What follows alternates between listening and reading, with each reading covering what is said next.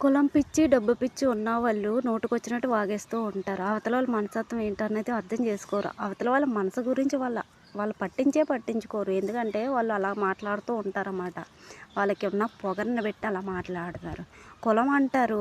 వాళ్ళ కులం వాళ్ళు కష్టాల్లో ఉన్నప్పుడు ఒక రూ. 100 కానీ, ఒక రూ. 1000 కానీ ఇచ్చి ఆదుకోరు.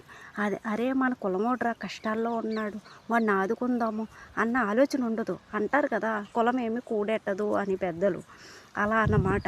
అలాగే డబ్బున్నవాడు కూడా పక్కనోడికి సాయం చేయడు. కానీ చిన్న చూపు చూస్తారు. వాళ్ళకి డబ్బు లేదు, వాళ్ళకి ధనం లేదు, వాళ్ళు అలాగున్నారు, ఇలా ఉన్నారు అని.